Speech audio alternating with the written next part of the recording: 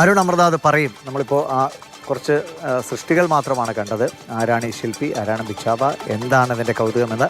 അരുൺ, രാജ്യത്തിൻ്റെ അല്ലെങ്കിൽ കേരളത്തിൻ്റെ ഒക്കെ ഒരു അഭിമാന നിമിഷമായി നമ്മൾ കൈമാറുന്നതിൽ അദ്ദേഹത്തിൻ്റെ സൃഷ്ടികളുണ്ട് എന്നതാണ്.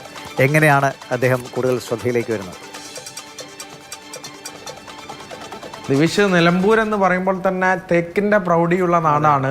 ആ നാട്ടിൽ നിന്ന് തന്നെയാണ് ഈ തടിയിൽ നിന്നുള്ള കരവിരുതുമായി കടൽ കടന്ന് പ്രശസ്തി ആർജിക്കുന്ന നമ്മുടെ ബിച്ചാവ, മുഹമ്മദ് അലി എന്ന ബിച്ചാവയുടെ കഥയാണ് നമ്മൾ പറയുന്നത്. അതായത് ചെറുപ്പകാലം തൊട്ടേ ഇതുപോലെ വീട്ടുൽപ്പന്നങ്ങളും ഇത്ര കൗതുക വസ്തുക്കളും ഒക്കെ നിർമ്മിക്കുമ്പോൾ തന്നെ അദ്ദേഹത്തിൻ്റെ ഈ ഒരു കഴിവ് എല്ലാവരും ശ്രദ്ധയിൽപ്പെട്ടിട്ടുണ്ടായിരുന്നു. പിന്നീടാണ് തടിയിലേക്ക് ബിച്ചാവ മാറിയത്. തടിയിൽ വെറൈറ്റി ആയിട്ടുള്ള പല രൂപങ്ങളും നിർമ്മിക്കാൻ തുടങ്ങി. അങ്ങനെ ഒരു സർക്കാർ ഉദ്യോഗസ്ഥൻ്റെ ശ്രദ്ധയിൽ ഇത് പെട്ടു. ബിച്ചാവയുടെ കരവിരുത് വളരെ ഇഷ്ടമായി. അങ്ങനെ മുഖ്യമന്ത്രിയുടെ ഓഫീസിലേക്ക് സമ്മാനമായി നൽകുകയാണ് ഉണ്ടായത്. അങ്ങനെ മുഖ്യമന്ത്രിക്ക് വളരെ ഇഷ്ടപ്പെട്ടു. അങ്ങനെ ദുബായ് രാജാവിന് സമ്മാനമായി നൽകിയത് ഈ ഒരു കരവിരുതായിരുന്നു എന്നുള്ളത് തന്നെയാണ്. അങ്ങനെ കടൽ കടന്നു ആ വാക്കുകൾ ആവർത്തിക്കേണ്ടി തന്നെ വരിക്കുന്നു. കാരണം നിലമ്പൂരിൽ നിന്ന് ബിച്ചാവ തടിയിൽ ഇത്തരം നിർമ്മാണങ്ങളൊക്കെ നടക്കുമ്പോൾ ഇത് മനസ്സിൽ പോലും കരുതിയിട്ടൊന്നും ഉണ്ടാകില്ല. പക്ഷേ തനിക്ക് ഇഷ്ടമുള്ള കാര്യങ്ങൾ ഇങ്ങനെ ചെയ്തുകൊണ്ടേ ഇരിക്കുകയാണ്. ബിച്ചാവ പറയുന്ന ഒരു സന്ദേശം കൂടെ മുന്നോട്ട് വയ്ക്കുന്ന, ആരോഗ്യം എപ്പോഴും ശ്രദ്ധിക്കും, എന്നാലേ മനസ്സ് എപ്പോഴും അങ്ങനെ കോൺസെൻട്രേറ്റഡായി ശാന്തമായി ഇരിക്കൂ എന്നാണ് ബിച്ചാവ പറയാറ്. അപ്പോൾ മനസ്സും